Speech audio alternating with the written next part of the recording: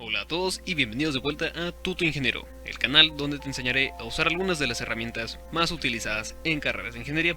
El día de hoy en Multisim les voy a enseñar a simular circuitos de corriente alterna de una manera más eficiente de la que quizás se les enseñaron en su momento.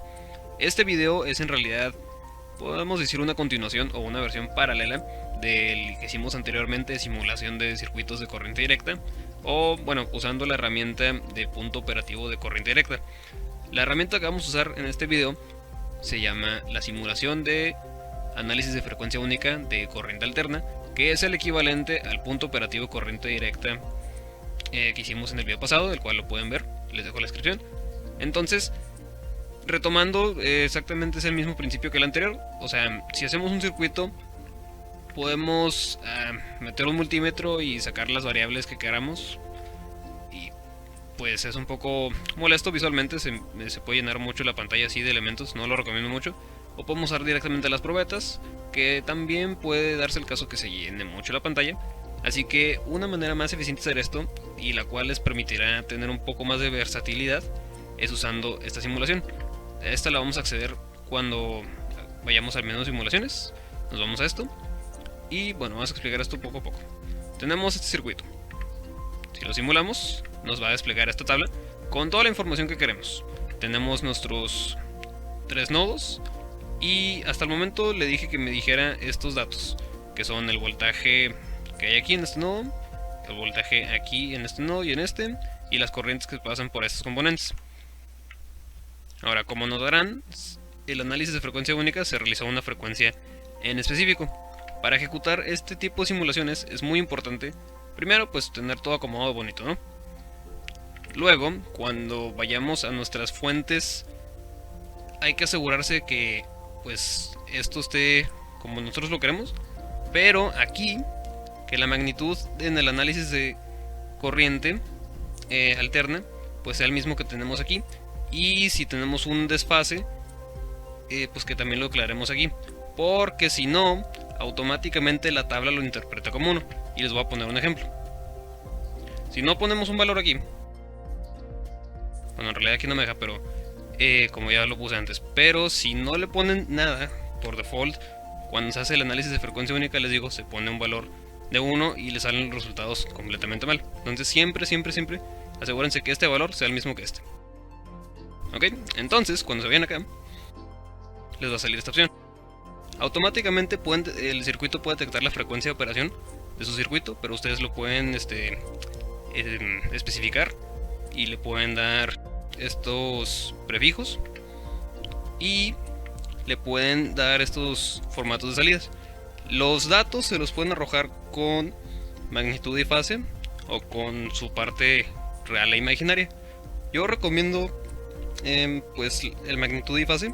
Creo que los resultados son un poco más cómodos visualmente así, y pueden agregar una columna de frecuencias si es que operan con distintas frecuencias a la vez. Lo otro más importante es irnos aquí. Aquí se van a desplegar todas las variables disponibles en su circuito, y aquí funciona exactamente igual que como lo hicimos en el video del punto operativo corriente directa. Así que no lo voy a explicar aquí porque lo expliqué más detalladamente en ese video anterior.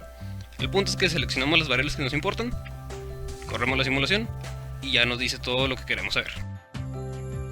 Ahora, ¿hay una mejor manera de hacer esto? Pues sí, y es precisamente lo que les quería enseñar. Ahora, si ustedes ya estudiaron de circuitos y ya trabajaron con pues las partes o problemas de circuitos de corriente alterna, sabrán que podemos nosotros expresar una resistencia en serie con un capacitor como un solo complemento con una parte real e imaginaria, y lo mismo para una resistencia en serie con una bobina. O sea, simplemente es un solo componente con su parte real e imaginaria, y de hecho Multisim nos da esta opción. Así que podemos simplificar un poco nuestro circuito, y en vez de, bueno, les digo, es más rápido.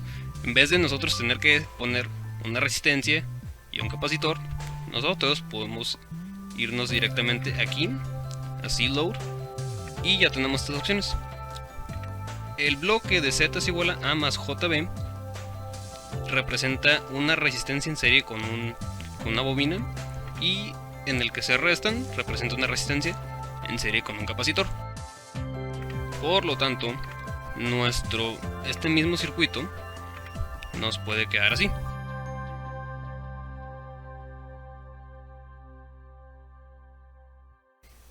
Ok, entonces lo único que hay que entonces especificar aquí en estos bloques son los datos. Como sabemos, en los circuitos, un capacitor y una bobina, en realidad en el dominio de la frecuencia, estos se tienen unidades de resistencia también, o de ohms. Así que la parte real es la resistencia, en este caso 4. Y la resistencia de este capacitor, lo que se llama la reactancia capacitiva, es lo que nosotros vamos a agregar aquí. Ahora, pero como sabrán, hay una fórmula para esto.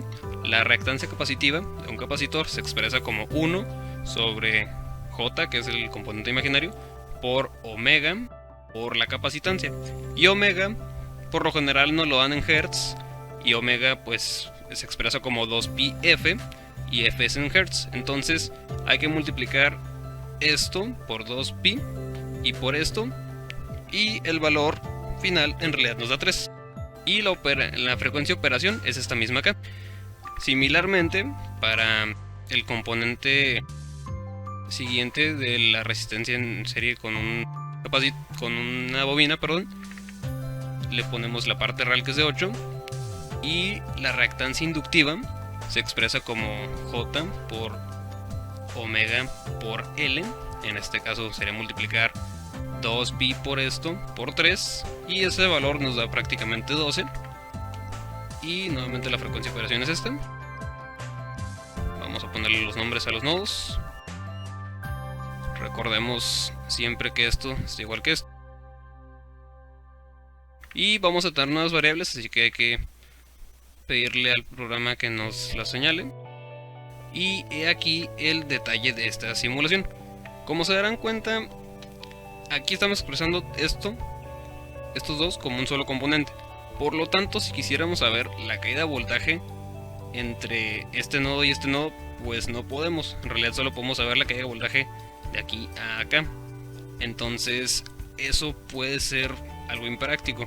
De hecho, tampoco, si se fijan, tampoco nos da acceso a calcular corrientes en estas partes. Así que la desventaja de esto es que al colocar estos ya perdemos un poquito la versatilidad de decir, bueno, pues si quiero saber el voltaje acá, en esta resistencia es este menos este, la corriente solita dice I R1, y ya la calculamos. Entonces hay una manera de solucionar esto. Corremos la simulación, vemos que efectivamente el voltaje 1 y el voltaje 3 son los mismos, o sea 50 y 50. Y queremos comprobar que efectivamente los voltajes aquí y aquí, y sobre todo las corrientes, que es lo más sencillo de comprobar, son los mismos. Entonces pueden hacer esto: si agregan una probeta y vuelven a correr su simulación, les va a aparecer estas dos columnas. Y estas, si se fijan, dan los mismos resultados que estos de acá. Nos dice que en la probeta 1, que es el de la corriente en el Z2, dice que es de 10 con un ángulo de desfase de 36 y cacho. Y casualmente IR1 es de 9.9984 y 36.88 y un cacho. Eso quiere decir que, si se fijan, este de aquí es prácticamente igual que este. El porqué de la diferencia de decimales, la verdad no lo sé, pero aún así pueden comprobar estos resultados y pueden compararlos y decir que efectivamente son los mismos. En el caso similar, en la probeta 3 la corriente es de 3.46, ángulo de desfase de menos 56.3, y esto es lo mismo que IR2, o casi igual. El error es muy poco, si se fijan. Y ahora que hemos agregado estas probetas, tenemos acceso a los mismos voltajes. Son estos que nos señala acá. Nos dice que el voltaje 3, que es el primer número representa el nodo del cual es padre, supongo. Eso tampoco lo entiendo muy bien. Luego X, Z1 sería el voltaje aquí. y lo mismo para el que termina en Z2, que sería el voltaje acá. Y como podrán ver, nos dice que el voltaje de aquí a acá es de 41.60, que sería el mismo que es el voltaje 2 de aquí a acá. Entonces, aplicando agregando estos componentes al mismo tiempo con una simulación de frecuencia de análisis de frecuencia única de AC, podemos tener lo mismo que esta simulación, pero de una manera más elegante y quizás más práctica. Entonces, eso viene siendo todo respecto a este método. Recuerden, pueden combinar incluso todos los métodos si quisieran.